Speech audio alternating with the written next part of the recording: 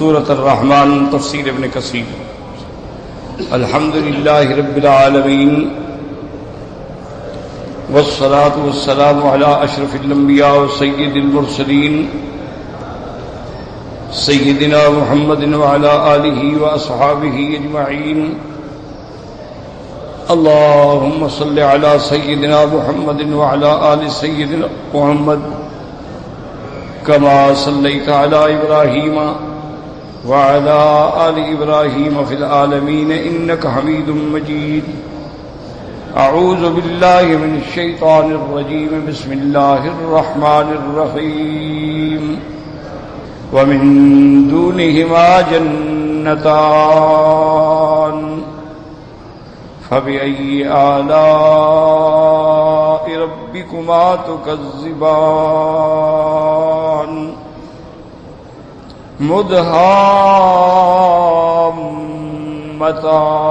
مدهامتان فبأي آلاء ربكما تكذبان؟ فيهما عينان نضاختان فبأي آلاء ربكما تكذبان؟ فيهما فاكهة ونخل ورمان فبأي آلاء ربكما تكذبان؟ فيهن خيرات حسان فبأي آلاء ربكما تكذبان؟ حور مقصورات في الخيام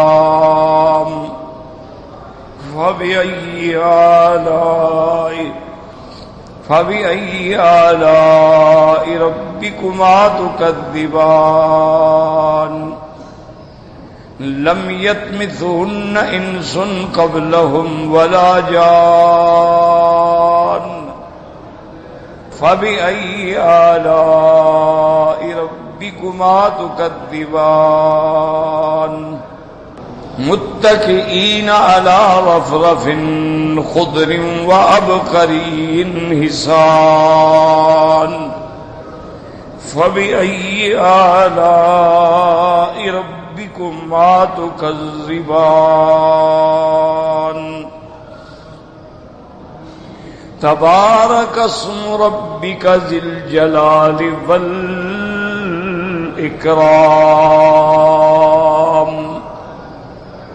اللہ تبارک و تعالی نے کلام مقدس کی ان آیات مبارکہ میں ارشاد فرمایا ہے وَمِن دُونِهِمَا جَنَّتَانِ۔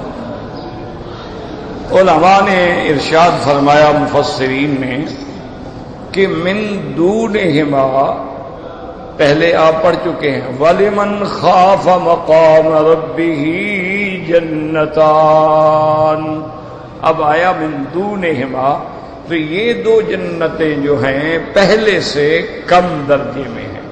وَمِن دُونِهِمَا جَنَّتَانِ، یعنی ان کے مقابلے پر باعتبار شرف کے، باعتبار مرتبے کے ان سے یہ کم ہے۔ اس لیے بعض علماء فرماتے ہیں کہ پہلے جو جنتوں کا ذکر ہے وہ تو مقربین کے لیے ہے، اور یہ جو دو جنتوں کا ذکر ہے یہ اصحاب الیمین کے لیے ہے، تو لہذا دونوں جنتوں میں ایک فرق ہے۔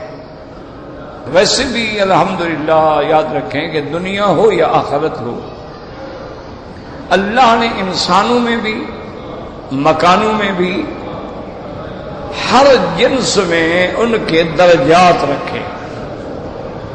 اب دیکھیں اللہ کی مخلوق فرشتے ہیں، نوری مخلوق ہے، لیکن ان میں بھی درجات ہیں کہ 4 ملائکہ جو ہیں وہ سب سے افضل ہیں، سب کے سردار ہیں۔ پھر ان 4 میں سے سیدنا جبریل علیہ السلام جو ہیں ان کا مرتبہ دیا تھا۔ تو اللہ نے وہاں بھی فرق کے مراتب ہے، کہ سارے فرشتے ہیں، سارے معصوم ہیں، سب عباد المکرمون ہیں، اللہ کی مخلوق ہے، نوری مخلوق ہے، لیکن ان میں بھی درجے۔ اسی طرح اللہ تبارک و تعالی نے جتنے پیغمبر بھیجے ہیں، انبیاء بھیجے ہیں، رسول بھیجے ہیں، ان میں بھی مراتب۔ تلک الرسل فضلنا بعضهم على بعض منهم من کلم اللہ ورفع بعضهم درجات۔ تو اللہ نے فرمایا کہ ہم نے رسول جو بھیجے ہیں ان میں بھی تفضیل ہے درجات کی، بعض کلیم اللہ ہیں، بعض خلیل اللہ ہیں، بعض اولو العزم من الرسل ہیں، اور سب سے اعلیٰ، سب سے افضل، سب سے اجمل، سب سے اکمل حضرت محمد مصطفیٰ ہیں صلی اللہ علیہ وسلم، جو امام الانبیاء والمرسلین ہیں، جو خاتم النبیین ہیں، جو رحمت للعالمین ہیں، جو شفیع المذنبین ہیں، جو حامل لواء الحمد ہیں، اور جو حامل شفاعت کبریٰ ہیں۔ یہ مقام جو ہے حضرت محمد مصطفیٰ صلی اللہ علیہ وسلم۔ اچھا، ان کے بعد بھی پھر درجات ہیں، صحابہ کا مرتبہ، اور صحابہ میں بھی درجات ہیں کہ سب سے افضل جو ہیں وہ چار ہیں، خلفاء راشدین ہیں، سیدنا ابو بکر ہیں، سیدنا عمر، سیدنا عثمان، سیدنا علی رضوان اللہ علیہم۔ ان کے بعد پھر عشرہ مبشرہ ہیں، اصحاب بدر ہیں، اصحاب حدیبیہ، تو ان میں بھی مراتب ہیں، درجات ہیں۔ تو لازمی بات ہے کہ جب ان میں درجات ہیں تو قیامت میں بھی جب اللہ ان کو مقام عطا فرمائیں گے تو وہاں بھی تو درجات ہوں گے، وہاں بھی تو مقام ہوں۔ اور سب سے اعلیٰ مقام جو ہے وہ مقام وسیلہ ہے، وہ مقام جو ہے مقام محمود ہے، جس کے لیے حضور پاک نے رحمت دو جہاں نے اپنی امت کو ارشاد فرمایا کہ ہر اذان کے بعد میرے لیے دعا کیا کرو، کہ جب اذان ختم ہو درود شریف پڑھیں، اس کے بعد حضور کے لیے دعا کریں کہ اللہم رب هذه الدعوة التامة والصلاة القائمة آت محمد الوسیلة وبعثه مقاما محمودا۔ تو حضور نے ہمیں سکھلایا ہے کہ دعا مانگیں۔ یاد رکھ لو، مسئلہ سمجھ لو، اصل چیز تو اعتقاد ہے نا، اللہ ہمارے اعتقاد صحیح فرما دے۔ مسئلہ سمجھ رہے ہیں کہ حضور کو تو مقام وسیلہ کا اللہ وعدہ فرما چکے ہیں، یاد رکھو، یعنی اللہ نے وعدہ فرما دیا ہے، اسی لیے بعض دعاؤں میں آتا ہے وَبَعَثُ مَقَامًا مَحْمُودًا الَّذِي وَعَدتَّهُ، جس کا آپ نے وعدہ کر دیا۔ اور پھر یہ بھی ہے کہ اِنَّكَ لَا تُخْلِفُ الْمِيعَادَ، اللہ کا بھی وعدے خلافی نہیں فرماتے۔ تو جب حضور کے ساتھ وعدہ ہو چکا ہے، یقیناً سب سے اعلیٰ مقام حضور کا ہے، پھر امت کو کہنا کہ میرے لیے دعا کرو، اور ایک دفعہ بھی نہیں بلکہ ہر دفعہ دن میں 5 دفعہ جب اذان ہو تو 5 دفعہ دعا کرو۔ تو اس کو سمجھیں، علماء نے فرمایا ایک تو تواضع ہے کہ حضور پاک نے تواضع اختیار کی کہ اللہ نے مجھے اونچا تو بنا دیا ہے لیکن تم بھی میرے لیے دعا کرو، ایک تواضع۔ جیسے کوئی بڑے سے بڑا بزرگ ہوتا ہے نا، تو وہ اب چھوٹے کو بھی کہتا ہے کہ بھائی تم میرے لیے دعا کرو، حالانکہ وہ جانتا ہے یہ تو بچہ ہے، میرا شاگرد ہے، شاگردوں کا شاگرد ہے، لیکن کہتا ہے بھائی نہیں میرے لیے دعا کرنا۔ یہ تواضع ہے، اور اللہ کو تواضع بڑی پسند ہے۔ اور دوسری وجہ یہ ہے کہ حضور پاک چاہتے تھے کہ مجھے تو سب سے اونچا مقام مل گیا، میرے ساتھ تو میرے رب کا وعدہ ہے، سچا ہے، لیکن میری امت تو محروم نہ ہو جائے۔ تو حضور نے امت کو سبق دیا، تم میرے لیے دعا مانگنا، میں تمہاری شفاعت کر دوں گا، اس وجہ سے تاکہ امت کا بھی تو کچھ بن جائے نا۔ حضور نے فرمایا میں تو اس مرتبے پہ پہنچ گیا، لیکن میری امت کا کیا ہوگا؟ تو فرمایا تم میرے لیے دعا مانگنا، اور جو میرے لیے دعا کرے گا وجبت شفاعتی، میں بھی تو بدلہ دوں گا کہ اس کی شفاعت کروں گا، اور جب حضور شفاعت فرمائیں گے تو ہم بچ جائیں گے عذابوں سے۔ تو اس لیے بھی حضور نے ہمیں سبق دیا ہے، یاد رکھو۔ اور تیسرا علماء نے فرمایا کہ حضور پاک جس کام کے لیے آئے تھے وہ کام کیا تھا؟ توحید۔ اللہ کے پیغمبر جتنے آئے ہیں یہی اسی لیے تو آئے ہیں کہ سب کی عبادت چھوڑ کے اسی کی عبادت کرو۔ تو اللہ کے پیغمبر نے اپنی امت کو 5 دفعہ دعا کے لیے کہہ کے یہ مسئلہ حل کر دیا کہ کہیں مجھ سے نہ مانگنا، مجھے حاجت روا نہ سمجھنا، یا رسول یا نبی کے نعرے نہ لگانا، میں بھی اللہ سے مانگتا ہوں، تم بھی میرے لیے اللہ سے مانگنا، تاکہ عقیدہ صحیح ہو جائے کہ جب حضور کے لیے ہم مانگ رہے ہیں، حضور ہمیں کہتے ہیں تم ہمارے لیے مانگو، تو ہم حضور سے کیسے مانگ سکتے ہیں؟ سیدھی سی بات ہے کہ سوال اللہ کے سوا نہیں ہوگا۔ تو اس سبق کو پکا کرنے کے لیے حضور صلی اللہ علیہ وسلم نے فرمایا قولوا کما یقول المؤذن، تم بھی اسی طرح کہو جیسے مؤذن کہتا ہے، اور جب وہ ختم کرے تو پھر درود شریف پڑھیں، اور درود شریف پڑھنے کے بعد یہ دعا کریں تاکہ سمجھ آ جائے کہ دعا کا جو مانگنے کا جو مقام ہے وہ صرف اللہ کی ذات ہے، اسی سے مانگا جاتا ہے، نہ نبی سے، نہ ولی سے، نہ کسی غوث سے، نہ کتب سے، نہ ابدال سے۔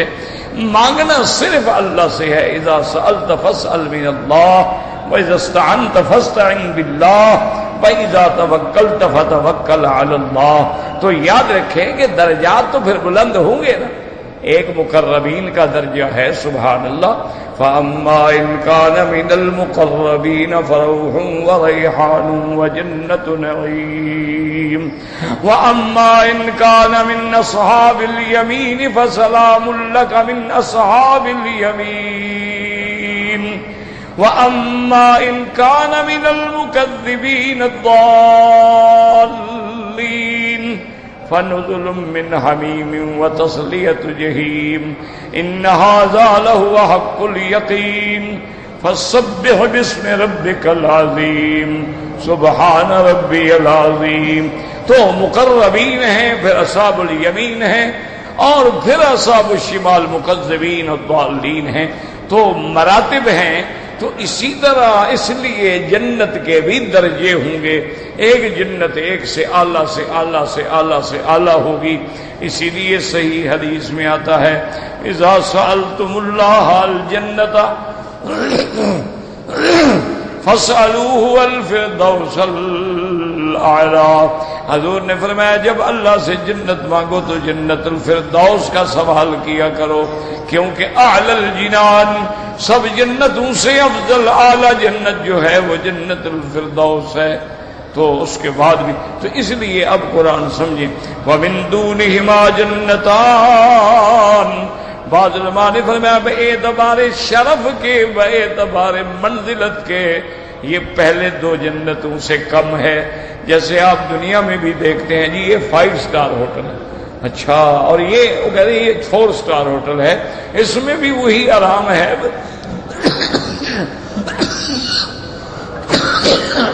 لا حول ولا قوة الا بالله۔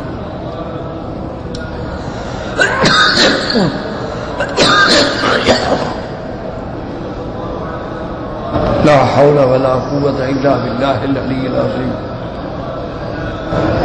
لا حول ولا قوة۔ تو اب صاف بات ہے کہ 4 سٹار جو ہے 5 سٹار سے کم ہے، پھر 5 سٹار جو ہے وہ 7 سٹار سے کم ہے۔ تو درجات ہیں۔ اچھا، پھر ایک ہی ہوٹل میں ایک عام کمرہ ہوتا ہے، بعض کمرے جو ہیں وہ ڈیلکس ہوتے ہیں، بعض کمرے جو ہیں وہ سویٹ ہوتے ہیں، بعض کمرے جو ہیں وی آئی پی سویٹ ہوتے ہیں، بعض کمرے جو ہیں وہ وی وی آئی پی سویٹس ہوتے ہیں، بعض جو ہیں وہ برائڈل سویٹ ہوتے ہیں۔ تو اس میں بھی درجات ہوتے ہیں۔ تو اللہ نے فرمایا وَمِن دُونِهِمَا جَنَّتَانِ۔ اسی لیے علماء نے فرمایا کہ اگر آپ دونوں آیات پہ نظر رکھیں تو آپ کو سمجھ آ جائے گا کہ یہاں پر ہونا، وہاں اللہ نے فرمایا تھا فیہما عینان تجریان، دو نہریں بہنے والی، یہاں فرماتے ہیں فیہما عینان نضاختان، دو نہریں تو ہیں لیکن چشمے ابلنے والی، یعنی اس سے کم، ایک بہ رہا ہے ایک صرف چشمہ ابل رہا ہے۔ اچھا، اس میں اللہ نے فرمایا تھا فیہما من کل فاکہۃ زوجان، ہر قسم کے پھل کے جوڑے ہوں گے، انواع ہوں گے، لیکن یہاں فرماتے ہیں فیہا فاکہۃ ونخل ورمان، اس میں پھل ہوں گے، کھجور ہوگی، انار ہوگا، تو وہاں تو ہر قسم کا فاکہہ کا ذکر تھا نا، تو یہاں تو صرف 3 چیزوں کا ذکر آیا ہے۔ اچھا، اسی طرح اللہ تبارک و تعالی نے وہاں فرمایا تھا کہ فیہن قاصرات الطرف، اور یہاں اللہ نے فرمایا فیہن خیرات حسان، اور وہاں فرمایا تھا قاصرات الطرف یعنی علی فرش بطائنها، اور یہاں فرمایا حور مقصورات فی الخیام۔ تو اس لیے علماء نے فرمایا کہ وَمِن دُونِهِمَا، یعنی باعتبار شرف کے، باعتبار درجے کے، یہ 2 جنتیں جو ہیں کم ہوں گی۔ ایک قول یہ ہے، اور دوسرا قول بھی ہے علماء کا، وہ فرماتے ہیں وَمِن دُونِهِمَا جَنَّتَانِ، کیا معنی؟ یعنی وہ 2 جنتیں جو ہیں وہ بہت اعلیٰ ہوں گی، اور مومن جب نیچے نظر کریں گے تو ان کے نیچے بھی اور 2 باغ جنتوں کے باغ ہوں گے، تو وہ اعلیٰ ہو گئے، یہ ان سے اسفل ہو گئے۔ بعض علماء نے اس لیے فرمایا کہ اللہ فرماتے ہیں وَمِن دُونِهِمَا جَنَّتَانِ، اور بعض علماء نے ایک تیسری بات بھی فرمائی، انہوں نے فرمایا وَمِن دُونِهِمَا جَنَّتَانِ، یعنی اشارہ ہے کہ پہلی جنتوں میں ایمان والے خود رہ رہے ہوں گے، اور یہ ان سے نیچے جو 2 جنتیں ہیں ان میں ان کے اہل و عیال اور اولاد رہتی ہوگی۔ تو ماں باپ کا مقام صاف بات ہے اونچا ہوتا ہے، تو آج بھی آپ گھر میں دیکھ لیں کہ آپ گھر بناتے ہیں تو صاف بات ہے کہ جو اچھا کمرہ ہوگا ماں باپ کا ہوگا، اور اولاد کا اس سے کم درجے کا ہوگا، جو اچھا سجا ہوگا، اچھا حمام، اچھا کمرہ، اچھا، تو وہاں بھی ان کے لیے اعلیٰ ہوگا، ان کی اولادوں کے لیے جو ہے نیچے ہوگا، چونکہ اولادیں جو ہیں ان کے درجات میں نہیں پہنچ سکی۔ یہ الگ بات ہے کہ اللہ تبارک و تعالیٰ پھر ان کی اولادوں کو بھی اونچا کر دیں گے، اللہ تبارک و تعالیٰ ان کے بھی درجات بلند کر کے والدین کے ساتھ ملا دیں گے۔ یاد رکھو کہ والدین اگر اچھے ہیں، مومن ہیں، ان کا فائدہ اولاد کو بھی ہوگا۔ یاد رکھیں، وہ جو آتا ہے نا کہ کوئی کسی کا بوجھ نہیں اٹھائے گا، معنی یہ ہے کہ کوئی کافر کسی مسلمان کا بوجھ اٹھائے یا مسلمان کافر کا، وہ نہیں ہوگا۔ البتہ مسلمانوں کو تو آپس میں فائدہ ہوگا، وہ تو یہ ہے کہ کوئی کافر مسلمان کو نہیں فائدہ پہنچا سکتا، کوئی مسلمان کسی کافر کی سفارش نہیں کر سکتا، لیکن جو مومن ہیں وہ تو اولادیں بھی ماں باپ کے کام آئیں گی اور ماں باپ بھی اولاد کے کام آئیں گے۔ اب دیکھیں نا، صحیح حدیث میں آتا ہے کہ جو بچے بچپن میں فوت ہو جاتے ہیں اور والدین صبر کرتے ہیں تو قیامت کا دن جب سخت پیاس ہوگی تو وہ بچے پانی لے کے بھاگ رہے ہوں گے، تو کوئی کہے گا بیٹا مجھے بھی دے دو گا، نہیں بھائی میں تو اپنے ماں باپ کو ڈھونڈ رہا ہوں، تجھے دے دوں، تجھے کیوں دے دوں بھائی؟ تو وہ اپنے ماں باپ کو ڈھونڈ ڈھونڈ کے پہنچائیں گے۔ اور اسی طرح صحیح حدیث میں یہ بھی آتا ہے کہ اگر کسی نے اپنے بیٹے کو حافظ قرآن بنا دیا تو قیامت والے دن اللہ حکم دیں گے کہ حافظ کے والدین کو بلاؤ، والدین آ جائیں گے، حکم دیں گے ان کو ایک ایک تاج ان کے سر پہ رکھو کہ انہوں نے اپنے بیٹے کو محنت کر کے اپنے پیٹ پہ پتھر باندھ کے مزدوری کی، تکلیفیں کی، لیکن کہا نہیں میرا بیٹا قرآن پڑھ لے، بیٹا تم کوئی کام نہ کرو، بس تم پڑھو، میں ساری محنت کروں گا۔ تو اللہ حکم دیں گے کہ ان کے سروں پہ جنت کا تاج رکھا جائے. حضور فرماتے ہیں، میرے آقا رحمت دو عالم صلی اللہ علیہ وسلم فرماتے ہیں کہ ان تاج جو پہنائے جائیں گے نا، ان کا ایک موتی بھی اللہ اگر دنیا میں ظاہر کر دے تو سورج بے نور ہو جائے گا، یعنی ایسے روشن. تو آپ دیکھو، حفظ اولاد نے کیا، تاج باپ کو مل رہا تو باپ کو بھی فائدہ ہو گیا. اور اسی طرح اللہ تبارک و تعالی حافظ قرآن کو حکم فرمائیں گے، فشفع، تم اپنے خاندان کے 10 آدمیوں کے لیے شفاعت کا اختیار رکھتے ہو. الذین وجبت لہم النار، تیرے خاندان کے 10 لوگ جن کو جہنم کے پروانے مل چکے ہیں، چاہو تو چھڑا لو، تو وہ 10 آدمیوں کو چھڑائے گا. اچھا، اسی طرح کبھی ہوتا ہے کہ باپ تو عالم ہے لیکن بیٹا میری طرح جاہل بنا، وہ اپنے باپ کے مقام پہ نہ پہنچ سکا، تو وہاں بھی پھر باپ کی وجہ سے بھی جان بچ جاتی ہے کہ اب قیامت میں جب والدین جنت کے اونچے مقام پہ جائیں، کہیں گے یا اللہ ہماری اولاد، اللہ فرمائیں گے اولاد تو تمہاری جنت میں ہے لیکن نیچے ہے، ان کا عمل تمہارے برابر ہے ہی نہیں. کہیں گے یا اللہ اس میں تو کوئی شک نہیں، لیکن میں جو دنیا میں عمل کرتا تھا ان کے لیے بھی تو مانگتا رہتا تھا. تو اللہ فرمائیں گے الحقنا بہم ذریاتہم، حکم دیں گے اچھا بھی ان کی اولاد کو بھی والدین کے درجے میں پہنچا دو. تو اب والدین کی وجہ سے اولاد کو چھٹکارا مل گیا. تو کبھی والدین کی وجہ سے اولاد کو فائدہ ہوگا، کبھی اولاد کی وجہ سے والدین کا فائدہ ہو جاتا ہے. اور یہ حقیقت بھی ہے دنیا میں. آپ دیکھیں نا کہ حضرت یوسف علیہ السلام کے بھائیوں نے جب حضرت یوسف نے اپنے بھائی حقیقی کو پکڑ لیا تو انہوں نے کہا کہ یا ایھا العزیز ان لہ ابا شیخا کبیرا، اس کا ابا جو ہے بڑا بزرگ ہے، بڑی عمر ہے، وہ پہلے بھی بڑے اداس ہیں، مہربانی کریں خذ احدنا مکانہ، آپ ایسا کریں ہم میں سے کسی ایک کو اس کے بدلے میں پکڑ لیں، اس کو جانے دیں، اس کے والد کو تکلیف ہوگی. ان لہ ابا شیخا کبیرا، اس کا باپ بوڑھا ہے، بزرگ ہے اور بڑا. اسی لیے حضرت خضر نے اس بچے کو قتل کر دیا تھا. تو موسیٰ علیہ السلام نے پوچھا عجیب بات ہے، بچے کو مار دیا؟ نے کہا اما الغلام فکان ابواہ مؤمنین فخشینا ان یرہقہما طغیانا وکفرا. انہوں نے فرمایا موسیٰ علیہ السلام میں نے اللہ کے حکم سے کیا ہے، اس کے والدین مومن ہیں اور اس بچے کی وجہ سے خطرہ تھا کہ ان کا ایمان نہ چلا جائے. چونکہ اولاد فتنہ ہوتی ہے تو اللہ نے اولاد کا فتنہ پہلے ختم کر دیا تھا کہ والدین کا ایمان محفوظ رہ سکے. تو اللہ تبارک و تعالیٰ کی اس میں حکمتیں ہوتی ہیں. تو لازماً مسئلہ کیا سمجھ آیا کہ جنت میں بھی درجات ہوں گے، ایک دوسرے سے اعلیٰ ہوں گے، اونچے ہوں گے. اور بلکہ ایک حدیث میں یہ لفظ بھی ہیں یتراءون کما یتراءون الکواکب، جنت کے درجے اتنے اونچے ہوں گے کہ جیسے تم ستاروں کو دیکھتے ہو نا ایسے دیکھو گے. او کہ فلاں کا درجہ کتنا اونچا ہے اور فلاں کا درجہ کتنا اونچا ہے. تو اس لیے علماء فرماتے ہیں ومن دونہما جنتان.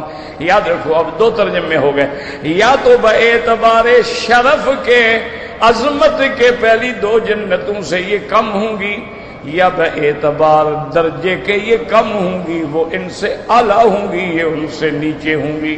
یہ 2 قول دماغ میں اچھی طرح رکھنا. بعض علماء مفسرین نے ایک اور ترجمہ بھی کیا ہے. وہ کہتے ہیں کہ لفظ دونا جو ہے یہ ادنا کے معنی میں بھی آتا ہے اور سوا کے معنی میں بھی آتا ہے. سمجھیں اچھی طرح، اللہ کرے سمجھ آ جائے اور میں بھی سمجھا سکوں. تو یاد رکھو لفظ ہے نا دونا، من دونہما، دونا. تو دونا کا معنی جو ہے غیر بھی ہوتا ہے، ادنا بھی ہوتا ہے، سوا بھی ہوتا ہے. جیسے یہاں آپ دیکھتے ہیں نا عرب میں کہتے ہیں کہ یار یہ سب کچھ لے لو، دون ہذا، یہ نہ لینا، اس کے سوا باقی سب چیزیں اٹھا لو. دون ہذا، اس کے چھوڑ دو. تو دونا کا معنی سوا بھی ہوتا ہے.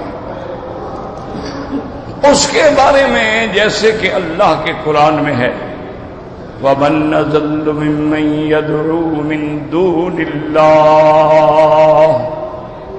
اسی طرح اللہ فرماتے ہیں والذین يدعون من دونہ. اللہ نے فرمایا اس سے بڑا گمراہ کون ہے اللہ کو چھوڑ کے اللہ کے سوا کسی دوسرے کو پکارے.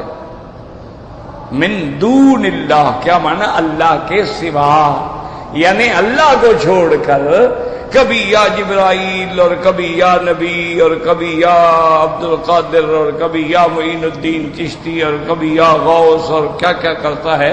اللہ نے فرمایا اس سے بڑا گمراہ کون ہو کہ مجھ کو چھوڑ کر میرے سوا غیروں کو پکارتا ہے. اور جن کو پکار رہا ہے اللہ نے فرمایا اس عقل کے اندھے کو دیکھو، ان کو تو پتہ ہی نہیں کہ کون پکار رہا ہے. اچھا اگر وہ سن بھی لیں تو کیا کریں گے؟ ان کے پاس کیا ہے جو اس کو دے سکیں گے؟ تو اس لیے وہاں قرآن کہتا ہے من اضل ممن يدعو من دون اللہ. اسی سے یہ مسئلہ بھی حل ہو گیا کہ جی ہم تو اللہ کے سوا کا معنی ہوتا ہے اللہ کا غیر. ہم جن کو پکارتے ہیں یہ تو اللہ کے اپنے ہیں نا، یہ غیر تھوڑے ہیں. اللہ کے غیر کو پکاریں تو کافر مشرک بنیں گے، یہ تو اللہ کے محبوب ہیں، اللہ کے پیارے ہیں. تو یہ بھی ایک دھوکہ ہے. لفظ دونا کا معنی ہے سوا. اللہ کے سوا کسی کو بھی پکارو وہ شرک ہے، وہ کفر ہے اور ہلاکت و بربادی ہے. تو دونا کا معنی کیا ہوا؟ سوا. اب یہاں بعض علماء نے فرمایا ترجمہ کیا ہوگا؟ وَمِن دُونِهِمَا جَنَّتَانِ، یعنی پہلی جنتوں کے علاوہ ان کے سوا بھی اور جنتیں ہیں. انہوں نے کہا کہ پھر ہم ان کے درجات یا تفاضل میں کیوں بحث کریں کہ وہ شرف میں کم ہیں یا درجات میں نیچے ہیں یا مرتبے میں نیچے ہیں. مانا اس کے سوا، یعنی دو جنتوں کا ذکر آ چکا ہے، ان کے سوا بھی جنتیں ہیں. جیسے اللہ تبارک و تعالیٰ کہیں فرماتے ہیں جنت المأوا، اور کہیں فرماتے ہیں جنت النعیم، اور کہیں فرماتے ہیں جنت الخلد، اور کہیں فرماتے ہیں الذین یرثون الفردوس، کہیں فرماتے ہیں جنت الفردوس. تو بعض علماء نے فرمایا ومن دونہما، ان کے سوا جو پہلے پڑھ چکے ہو نا، ان کے سوا بھی اور دو جنتیں ہیں. اس لیے علماء فرماتے ہیں وَمِن دُونِهِمَا جَنَّتَانِ. تین قول ہو گئے، لیکن یاد رکھیں علماء کے نزدیک راجح قول وہی ہے کہ وہ جنتوں کا مرتبہ اعلیٰ ہوگا، یہ ان سے ادنا ہوگا. وَمِن دُونِهِمَا جَنَّتَانِ، جیسے کہ صحیح حدیث میں آیا کہ جنتان من ذهب آنیتهما وما فیہما. اللہ کے نبی پاک نے فرمایا دو جنتیں تو ایسی ہوں گی کہ سب کچھ سونے کا ہوگا، گھر بھی سونے کے، برتن بھی سونے کے، چارپائیاں بھی سونے کی. اور دو جنتیں ایسی ہوں گی جو چاندی سے بنی ہوئی، اور ان کے برتن بھی، ان کے سرور بھی، ہر چیز جو ہے وہ چاندی سے بنی ہوئی ہوگی. اور پہلی دو جنتیں جو ہے وہ مقربین کو ملیں گی، اور آخری دو جنتیں جو ہیں وہ اصحاب الیمین کو ملیں گی. تو یہ حدیث مبارک میں بھی آتا ہے. تو اس لیے جس بات کا ترجمہ قرآن میں آ جائے یا حدیث رسول میں آ جائے یا صحابہ رضوان اللہ علیہم اجمعین کے قول میں آ جائے، پھر اس کے بعد کسی اور تفسیر کی ضرورت نہیں ہوتی ہے. کیونکہ جب خود صاحب شریعت، صاحب قرآن خود بیان کر دے تو بات ہی ختم ہو گئی. اور یا صحابہ بیان کریں تو صحابہ نے کس سے پڑھا؟ حضور سے پڑھا، محمد مصطفیٰ سے پڑھا. تو جب آپ تفسیر بیان فرما دیں تو پھر کسی کی تفسیر کا کوئی مقام نہیں ہوتا. تو اب اس اعتبار سے ہوگا وَمِن دُونِهِمَا جَنَّتَانِ، یعنی پہلی جنتوں سے کم مرتبے کی دو اور جنتیں ہوں گی. فَبِأَيِّ آلَاءِ رَبِّكُمَا تُكَذِّبَانِ، اے انس و جن تم اللہ کی کون کون سی نعمتوں کی تکذیب کرو گے. اب بات سمجھو، یہ جنتیں تو ان سے کم درجے والی ہیں. تو کم درجے کے بعد بھی اللہ نے فرمایا کہ میری کون کون سی نعمت کو جھٹلاؤ گے؟ اللہ بھی ہاں وہ اعلیٰ تو آپ نے دے دی نا ان کو، تو باقی یہ تو ان سے کم درجہ ہے۔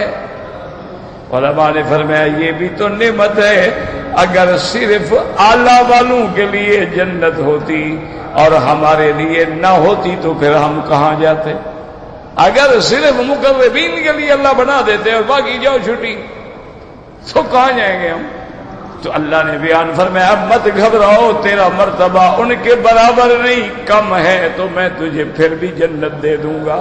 وَمِن دُونِهِمَا جَنَّتَانِ فَبِأَيِّ آلَاءِ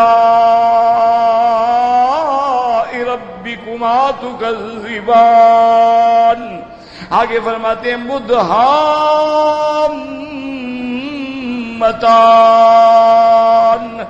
مدہامتان کا کیا معنی؟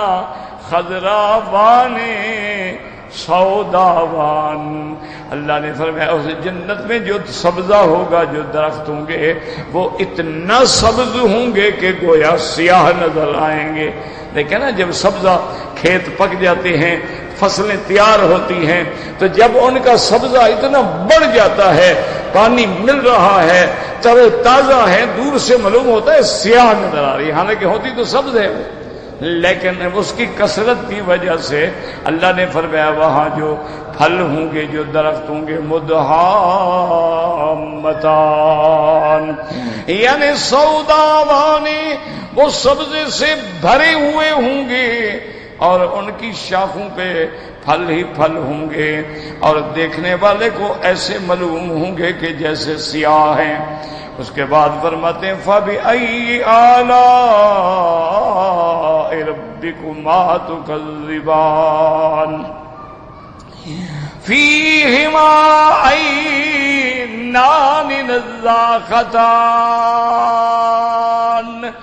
نضاختان مانا چشمہ پھوٹنے والا، کہ وہاں تو نہریں بہ رہی ہوں گی، یہاں بھی دو نہریں ہوں گی، لیکن ان میں پانی ابل رہا ہوگا، پانی پھوٹ رہا ہوگا، تو اس کے مقابلے میں تو کم ہے۔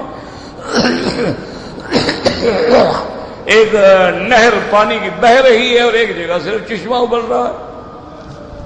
فِيهِمَا عَيْنَانِ نَضَّاخَتَانِ فَبِأَيِّ آلَاءِ رَبِّكُمَا تُكَذِّبَانِ۔ اور فرمایا فِيهِمَا فَاكِهَةٌ وَالنَّخْلٌ وَالرُّمَّانُ۔ اس میں پھل ہوں گے، وہاں کیا تھا؟ فِيهِمَا مِن كُلِّ فَاكِهَةٍ زَوْجَانِ، تو یہ اس سے کم درجہ۔ فِيهِمَا فَاكِهَةٌ وَنَخْلٌ وَرُمَّانٌ، کھجور، انار۔ یا دیکھو اللہ نے عجیب عجیب حکمتیں ہیں، اسرار ہیں۔ ایک گرم چیز کا ذکر کیا اور ایک ٹھنڈی چیز کا ذکر کیا۔ کھجور گرم ہے، انار ٹھنڈا ہے، تو دونوں میں فرق ہے۔ اچھا، بعض چیزیں بلاد الحارہ میں پیدا ہوتی ہیں، گرم ملکوں میں، اور بعض دوسرا پھل جو ہے وہ ٹھنڈے ملک میں پیدا ہوتا ہے۔ اب دیکھو نا یہاں انار نہیں نظر آتے، کلیم طائف میں ہے، وہ علاقہ ٹھنڈا ہے نا۔ تو متضاد چیزوں کا ذکر کیا، بلاد الحارہ کی بھی اور بلاد الباردہ کی بھی۔ اچھا، بعض چیزیں ایسی ہیں کہ کھجور کو تو تم توڑ کے کھا سکتے ہو، لیکن انار کا چھلکا نہیں کھاتے ہو، چھلکا نکال کے اندر سے دانے کھاؤ گے۔ تو یعنی ایک پھل وہ ذکر کیا جو اوپر سے کھایا جاتا ہے، اور ایک پھل وہ ذکر کیا جو اندر سے کھایا جاتا ہے۔ اللہ تبارک و تعالیٰ نے ضدین بیان کی، دونوں چیزیں، جیسے پہلے فرمایا تھا رب المشرقین و رب المغربین، مشرق اور مغرب، یہاں بھی اللہ فرماتے ہیں فیہما فاکہۃ ونخل ورمان۔ اچھا، ایک درخت طویل ہے، نخل اونچا، رمان انار کا چھوٹا درخت ہوتا ہے، وہ تو کھجور کے مقابلے پہ تو نہیں ہوتا ہے. تو اس لیے اللہ نے یہاں بھی ایسی چیزیں بیان کی ہیں کہ جو بالکل زوجین ہیں. فرماتے ہیں اس کے بعد فَبِأَيِّ آلَاءِ رَبِّكُمَا تُكَذِّبَانِ فِيهِنَّ خَيْرَاتٌ حسان. خیرات مانا اس کے اندر ایسی عورتیں ہیں جو خیر کثیر والی بھی ہیں، یعنی مرأة صالحہ بھی ہے اور حسن و جمال بھی ہے. دیکھو نا جی، پھر خوبی بڑھ جاتی ہے نا کہ حسن و جمال بھی ہو اور عورت بھی باحیا ہو. ایک ہے کہ عورت تو بڑی باحیا ہے لیکن بیچاری خوبصورت نہیں ہے. ایک ہے کہ عورت بڑی خوبصورت ہے اور حسن و جمال کا شاہکار ہے لیکن بے حیا ہے. اس کے حسن و جمال کا کیا فائدہ ہے؟ جو کھلی ہوئی منڈی ہو جس سے سب فائدہ اٹھاتے ہوں تو اس کا کیا فائدہ کیا ہے اس کو؟ اللہ نے فرمایا کہ اس کے اندر جو عورتیں ہوں گی فیہن خیرات، او ماشاءاللہ وہ سیرت کے اعتبار سے بھی خیر ہوں گی اور حسان صورت کے اعتبار سے بھی جمال ہوگا، خیر ہوں گی. یعنی اللہ نے وہاں ایسی عورتیں رکھی ہیں جو ہر لحاظ سے سیرت و صورت کے مقابلے کے اندر ہیں. چونکہ حضور پاک صلی اللہ علیہ وسلم نے فرمایا ہے کہ اللہ کی نعمتوں میں سے سب سے بڑی نعمت جو ہے المرأۃ الصالحہ، جس بندے کو اللہ نیک بھی عطا فرما دے اس سے بڑی نعمت کوئی نہیں. وہ اللہ کا شکر کرے، وہ گھر جنت بن جاتے ہیں. ایسی نیک اور صالح بھی ہو کہ جس کو کسی کا ہاتھ نہ لگا ہو.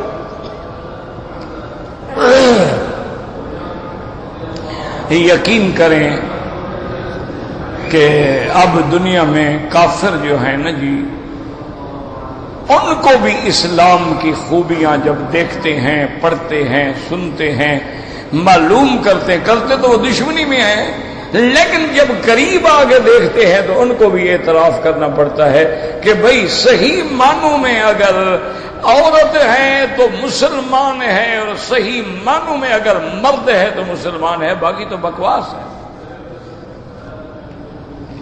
اب دیکھو نا جی ان کے مردوں کا کیا حال ہوتا ہے، بالغ ہوئے اور جناب حرام کاری میں لگ گئے، کبھی لڑکا کبھی لڑکی، کبھی بیماریاں کبھی یہ کبھی وہ، پھر نتیجہ کیا نکلا؟ ایڈز کا شکار ہو گئے، کینسر کا شکار ہو گئے، بلاؤں کا شکار ہو گئے اور اپنے اب جناب وہ بیوی کے حقوق ادا کرنے کے بھی قابل نہیں رہے. عورتیں جو ہیں جی وہ 9 سال سے شروع ہو جاتی ہیں، 10-12 سال تک تو 2-3 حمل بھی گرا چکی ہوتی ہیں. اب اس عورت کا کیا ہوگا باقی؟ وہ اس عورت کا کیا ہے؟ وہ تو یعنی ایسا ہے نا کہ جیسے کوئی چوسا ہوا آم اور گٹھلی پھینک دو. عورت کا تو کمال اسی میں ہے نا کہ وہ باحیا ہے. اس پر یا باپ کی نظر پڑی ہے یا ماں کی یا بھائی کی یا بیٹے کی یا بعد میں پھر شوہر کی نظر پڑے. اس کا لباس آج تک کسی نے کھلا ہی نہیں سوا خاوند کے. تو اصل بیوی تو یہ ہوتی ہے. اب دیکھیں نا، آپ دوائی خریدتے ہیں، آپ نے غور کیا ہوگا نا، کوئی اچھا پانی کی بوتل لے لو تو اس کو آپ اس کی سیل توڑتے ہیں تو آپ کو تسلی ہوتی ہے بھی اس میں گڑبڑ نہیں ہے، یہ سیل لگی ہوئی ہے، اس میں کسی اور نے کچھ نہیں ڈالا ہوا ہے. تو پانی کی بوتل میں تو سیل ڈھونڈتے ہو اور عورتیں ایسی ڈھونڈتے ہو جن کی 1000 دفعہ سیلیں ٹوٹ گئی. تو اللہ نے تو وہاں بھی رکھا ہے نا اب کارن، کنواری عورت جس کا کنوار پن باقی ہے. عربا ترابا لاصحاب الیمین. تو اس لیے اللہ فرماتے ہیں ان کی صفت کیا ہوگی؟ فیہن خیرات حسان. اور یہ صفت والی کون ہوں گی؟ فرمایا حور مقصورات فی الخیام. یہ ایسی حوریں ہوئیں گی جو خیموں کے اندر رہنے والی، یعنی کسی کی طرف نظر نہیں ہٹانے والی، کہ ہر مسلم عورت جو ہے وہ خیرہ بھی ہوگی اور خیمے والی بھی ہوگی، اور ہر خیمے کے 4 دروازے ہوں گے۔ اللہ نے فرمایا یہ عورتیں ایسی ہوں گی کہ ان میں کسی قسم کی نہ پسینے میں بدبو ہوگی، نہ ان کے منہ میں بدبو ہوگی، نہ گندا دہن ہوگا، یہ ہر لحاظ سے پاک صاف ہوں گی۔ اور خیام کیا معنی؟ کیوں کہ بعض لوگ جو ہے نا، ابھی دیکھو نا عرب بڑے لوگ ہوتے ہیں لیکن تھوڑی سی بارش ہو جائے، موسم ٹھنڈا ہو جائے تو باہر صحرا میں خیمے لگا دیتے ہیں۔ تو ایک ان کے لیے یہ بڑی عجیب زندگی اور لطف آتا ہے ان کو خیمے کی زندگی میں رہنے کا۔ اور بعض اوقات مسلمان یہ بھی ہے کہ جب سفر میں ہو، اب ہر جگہ گھر تو نہیں بنتا، خیمہ لگا دیتا، تو اللہ پاک نے فرمایا کہ گھروں کے اندر بھی عورتیں اگر سفر میں ہیں تو خیمے کے اندر بھی عورتیں ہیں، اور وہ خیمے ایسے ہیں کہ ان میں محفوظ ہیں، وہ محفوظ ہیں، ان پہ کسی کی نظر نہیں پڑی۔ فیہن خیرات حسان فبأئی آلاء ربکما تکذبان حور مقصورات فی الخیام۔ اور وہ خیمے کیسے ہوں گے یاد رکھو، بعض روایات میں آتا ہے کہ موتیوں کے بنے خیمے ہوں گے، اور وہ خیمہ جنت کے اندر ہوں گے، اور ان کے خدمت کے لیے ہزاروں خادم ہوں گے، لیکن شان یہ ہوگی کہ لم یطمسہن انس قبلہم ولا جان۔ آپ پہلے پڑھ چکے ہیں، فبأئی آلاء ربکما تکذبان متکئین علی رفرف خضر وابکری حسان۔ اور یہ ٹیک لگا کے بیٹھنے والے ہوں گے رف رف یعنی محابس پر، اور سبز رنگ کی مجلسوں پر، اور خضر وابکری، اور انتہائی قیمتی انتہائی خوبصورت کپڑوں کی مجلس پہ بیٹھے ہوں گے۔ ابکری کہتے ہیں کہ نایاب چیز، جیسے اصل میں ابکری یعنی کہتے تھے کہ گویا کہ یہ کسی بھئی یہ انسان تو ایسا کپڑا نہیں بنا سکتا، یہ تو ابکری معلوم ہوتا ہے کسی جن نے بنایا ہے۔ اصل ابکری کہتے ہیں وہ آدمی جو بہت زیادہ ذہین ہو، جیسے حضرت عمر کو بھی ابکری کہا گیا ہے سنت کا، تو اللہ نے ان کو ایسے کپڑے دیے ہوں گے، رنگ بھی سبز ہوگا، اور محابس ہوں گے، مجالس ہوں گے، اور ہوں گے بھی ایسے ابکری جس کی کوئی مثال بھی نہ ملے، اور دیکھنے میں بھی خوبصورت ہوں گے۔ اس پہ مومن ٹیک لگا کے بیٹھے ہوں گے، متکئین علی رفرف بطائن متکئین علی رفرف خضر وابکری حسان۔ یہ اہل مومن کے فراش ہوں گے۔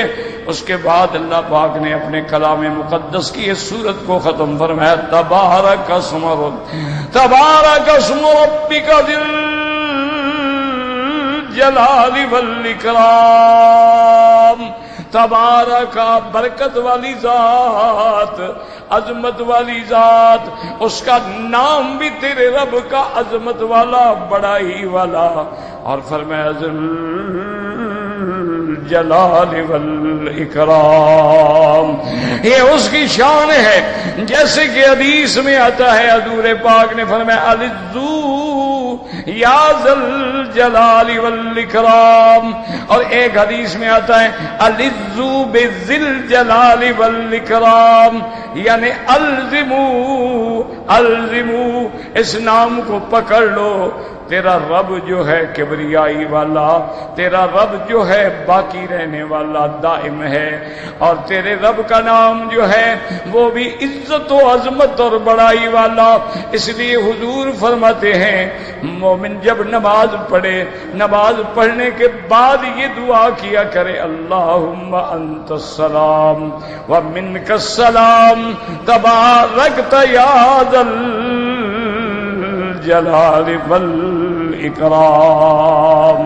اور بعض علماء فرماتے ہیں ان من اجلال اللہ، اللہ تعالی کی عزت و عظمت کی دلیل کیا ہے کہ تم کسی بوڑھے آدمی کو دیکھو تو اس کا احترام کرو، اور اگر بادشاہ ہے تو اس کا احترام کرو، اور اگر حامل قرآن ہیں، حافظ ہیں، عالم ہے تو اس کا احترام کرو، کیونکہ اس کا احترام بھی دراصل اللہ تبارک و تعالی کی ذات کا احترام ہے۔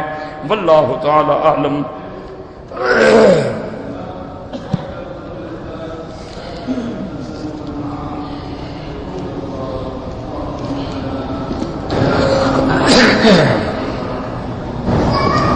کہتے ہیں جی کہ جو لوگ حرم میں رہتے ہیں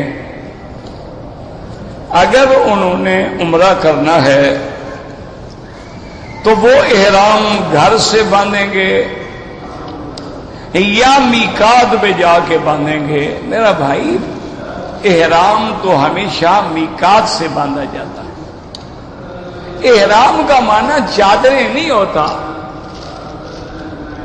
بات سمجھا کریں۔ احرام تو معنی یہ ہے کہ جب آدمی نیت کرتا ہے، لبیک پڑھتا ہے، تو گویا اب وہ احرام میں آ گیا۔ یہ چادریں جو ہے یہ تو لباس احرام ہے، تو اس لیے آپ نے مثلا حدود حرم میں رہتے ہیں، احرام باندھنا ہے تو لازماً آپ جائیں گے میقات پہ، اور حرم والوں کا میقات قریب ترین کیا ہے؟ مسجد عائشہ ترین، ورنہ اگر چاہیں تو جرانہ بھی جا سکتے ہیں، ورنہ اگر آپ چاہیں تو عرفات سے بھی جا کے احرام باندھ سکتے ہیں، ورنہ اگر آپ چاہیں تو ذوالحدیبیہ سے بھی احرام۔ مانا یہ ہے کہ حد حرم سے باہر جا کے احرام باندھنا ہے۔ اب ایک مسئلہ ہے کہ آدمی چونکہ مکے میں ہیں، شہر میں ہیں، ہوٹل ہے، مکان ہے، کمرہ ہے، وہ یہ کرتے ہیں بھی غسل بھی کر لیا اور دو چادریں یہاں سے باندھ لی تاکہ بھی کپڑے شپڑے بھی نہ اٹھانے پڑے، سامان نہ اٹھانا پڑے۔ میقات میں چلے گئے، وہاں جا کے 2 رکعت نماز پڑھی، پھر لبیک پڑھ کے آ گئے، کوئی بات نہیں، کوئی منع نہیں۔ لیکن احرام تو تب شروع ہوگا جب تم نیت کرو گے۔ صرف چادریں باندھنے کا نام احرام نہیں ہوتا۔ ہاں کہ کپڑے نہ اٹھانے پڑیں، کہاں وہاں میں کہاں رکھوں گا، کہاں غسل کروں گا، ہو سکتا ہے میقات پہ پانی ہو نہ ہو، حمام ہو نہ ہو، تو اپنے گھر سے تیار ہو کے چلا گیا، کوئی بات نہیں۔ بہرحال احرام مکے والے اگر باندھنا چاہیں گے تو ان کو ہر حال میں حد حرم کے باہر جانا ہوگا، اور اقرب الحل جو ہے یعنی سب سے قریب ہل جو ہے وہ مسجد عائشہ، ورنہ تو آپ جہاں چلے جائیں کوئی منع نہیں ہے۔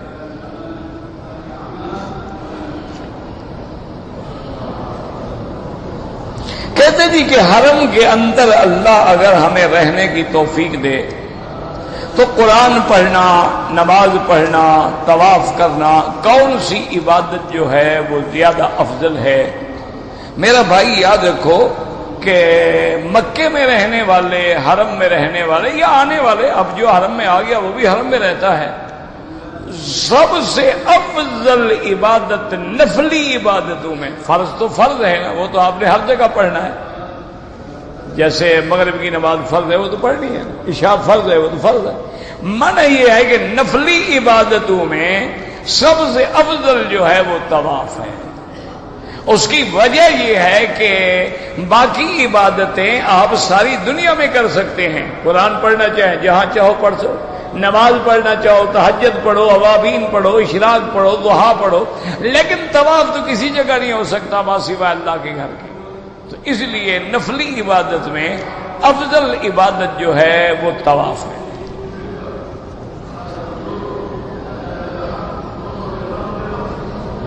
کہتے ہیں جی کہ اذان کی بعد جو دعا ہے تو بعض لوگ جو ہیں وہ انک لا تخلف المیعاد نہیں پڑھتے، کوئی بات نہیں، یہ روایات ہیں، حدیث میں مختلف الفاظ ہیں۔ بعض حدیث مبارک میں صرف اتنا لفظ بھی آئے ہیں کہ اللہم رب هذه الدعوة التامة والقائمة آت محمد الوسیلہ، بس اتنا بھی آئے ہیں۔ اور بعد میں وبعث مقاما محمودہ کے لفظ بھی آئے ہیں، بعد میں الذی وعدتہ کے لفظ بھی آئے ہیں، بعد میں انک لا تخلف المیعاد کے لفظ بھی آئے ہیں، تو یہ کوئی مسئلہ نہیں ہوتا میرا بھائی۔ جیسے کہ آپ کہتے ہیں نا نماز میں ربنا لک الحمد، یہ بھی حدیث میں ہے، ربنا لک الحمد حمدا کثیرا طیبا مبارکا کما یحب ربنا ویرضی، یہ بھی حدیث میں ہے، اللہم لک الحمد ملء السماوات وملء الارض وملء ما بینہما وملء ما فیہما وملء ما شئت من شیء بعد، یہ بھی حدیث میں ہے۔ تو کوئی پورا پڑھ لیتا ہے، کوئی تھوڑا پڑھ لیتا ہے، کوئی مسئلہ نہیں۔ یہ تو کوئی ایسے مسئلے نہیں ہے کہ ہم کہیں جی وہ نہیں پڑھتا ہے وہ پڑھتا ہے، کسی نے وہ حدیث پہ عمل فرما دیا، کسی نے اس پہ عمل فرما دیا۔ کہتے تھے کہ ظہر اور عصر کی جو نمازیں ہیں، چونکہ وہ نمازیں سری ہیں اور امام جہر سے قرآن نہیں پڑھتے ہیں، تو کیا اس میں مقتدی کو فاتحہ پڑھنی چاہیے یا نہیں پڑھنی چاہیے؟ حنفی مسلک میں تو سری نماز ہو یا جہری ہو، یعنی فجر ہو یا ظہر ہو، اس میں فاتحہ مقتدی کو نہیں پڑھنی ہے، چونکہ ان کے پاس حدیث ہے حضور پاک کی کہ امام کی قرات جو ہے وہ مقتدی کی قرات ہے، قراءت الامام قراءت لہو، تو وہ اس حدیث پہ عمل کرتے ہیں۔ البتہ حنابلہ جو ہیں، امام احمد بن حنبل رحمت اللہ علیہ، وہ فرماتے ہیں جو جہری نمازیں ہیں ان میں تو نہ پڑھے، لیکن جو سری نمازیں ہیں جن میں وہ قرآن سن نہیں رہا ہے تو وہ پڑھ سکتا ہے۔ لیکن احناف کے نزدیک جہری ہو یا سری ہو، وہ کہتے ہیں کہ امام نے فاتحہ پڑھنی ہے، اور اسی کی فاتحہ جو ہے وہ مقتدی کے لیے بھی کافی ہے۔ اور ویسے جھگڑا نہ کیا کریں، لیکن اگر آپ غور کریں نا دلائل میں تو آپ کو خود معلوم ہوگا کہ کس امام کے دلائل میں وزن زیادہ ہے۔ اب دیکھو حدیث میں آتا ہے من ادرک الرکوع فقد ادرک الرکعہ، امام رکوع میں تھا، آپ آئے رکوع میں مل گئے، تو آپ کو رکعت ملے گی یا نہیں ملے گی؟ تو آپ نے تو کچھ نہیں پڑھا، تو رکعت کیسے مل گئی؟ اگر پڑھنا ضروری تھا تو یہاں تو کچھ بھی نہیں پڑھا، لیکن رکعت مل گئی کیونکہ امام نے تو پڑھا ہے نا، ہم نے پڑھا یا نہیں پڑھا۔ ایک دوسری بات یہ ہے کہ اگر امام ظہر یا عصر کی نماز پڑھا رہا ہے، اتفاق سے امام صاحب کی زبان مبارک پہ وہ نماز آ گئی، وہ صورت آ گئی جس میں سجدہ تھا تلاوت کا، تو جب سجدہ تلاوت میں امام پہنچا تو امام نے سجدہ کر لیا، اب مقتدی سجدہ کرے گا یا نہیں کرے گا؟ کیوں؟ مقتدی نے نہ سنا ہے نہ پڑھا ہے، وہ سجدہ کیوں کرے؟ سجدہ تلاوت تو ہوتا ہے یا آدمی پڑھے یا سنے، اس نے نہ پڑھا ہے نہ سنا ہے، یہ کیوں سجدہ کرے؟ معلوم ہوا کہ امام کا پڑھنا ہمارا پڑھنا ہے کہ وہ جب سجدہ کرے گا تو ہمیں بھی سجدہ کرنا ہوگا، چاہے ہم نے پڑھا ہو یا ہم نے نہ پڑھا ہو۔ تو اس لیے بہرحال دلائل جو ہیں، اور دوسری جگہ حضور نے مطلق لفظ فرمایا ہے کہ اذا قرأ فانصتوا، جب امام پڑھے تو تم چپ رہو، وہاں یہ نہیں فرمایا کہ زور سے پڑھے تو چپ رہو، آہستہ پڑھے تو پڑھتے رہو، وہ تو مطلق حدیث ہے کہ جب پڑھے اذا قرأ فانصتوا، جب پڑھے تو چپ رہو۔ تو یہ ساری حدیثیں جو ہیں، اور جو ایک حدیث مبارک ہے نا کہ لا صلاۃ الا بفاتحۃ الکتاب، اس میں مقتدی کا تو نام ہی نہیں ہے، پتہ نہیں کیوں بلا وجہ لوگ ناراض ہوتے ہیں، وہ تو مطلق حدیث ہے، اور کوئی دنیا میں نماز ہے ہی نہیں جس میں فاتحہ نہ ہو۔ میں نے نہ پڑھی، امام نے پڑھی، نماز میں فاتحہ تو آ گئی نا، نماز تو بغیر فاتحہ کے نہیں ہے۔ تو بہرحال اگر دلائل میں ذکر کریں گے تو قرآن بھی یہی کہتا ہے اذا قرئ القرآن فاستمعوا له وانصتوا، قرآن بھی یہی کہتا ہے کہ لا تحرک به لسانک لتعجل به، میرا مدنی جب جبریل پڑھے تو آپ زبان کو بھی نہ ہلائیں، ایسا بھی نہ پڑھیں۔ اور حدیث بھی یہی کہتی ہے اذا قرأ فانصتوا، اور حدیث یہ کہتی ہے قراءۃ الامام له قراءۃ، اور حدیث بھی یہ کہتی ہے من ادرک الرکوع فقد ادرک الرکعہ۔ اتنی ساری حدیثوں کو چھوڑ دیں کوئی بات ہے، لیکن الحمدللہ اس کے علاوہ ہم کسی امام کے قول کو غلط نہیں کہتے۔ ہم کسی کی تنقید نہیں کرتے ہیں، اللہ سب کی قبول فرمائے۔ اور کوشش یہ کرو کہ سارے مولوی مل کر اس بندے پہ زور لگائیں جو نماز پڑھتا ہی نہیں ہے، جو پڑھ رہا ہے خدا کے لیے اس کو خراب نہ کرو، اس کو پڑھنے دو۔ جو مسجد میں نہیں آتا، نماز ہی نہیں پڑھتا، فاتحہ کا مسئلہ تو بعد میں سمجھائیں گے، پہلے اس کو اندر تو لے آؤ، اس پر زور لگاؤ۔ جو پڑھ رہے ہیں اللہ سب کی نمازیں قبول فرمائے، کسی پہ اعتراض نہ کرو۔ ربنا تقبل منا انك انت السميع العليم وتب علينا انك انت التواب الرحيم۔ اللهم اشفنا واشف مرضانا ومرضى المسلمين۔ اللهم اجعل لنا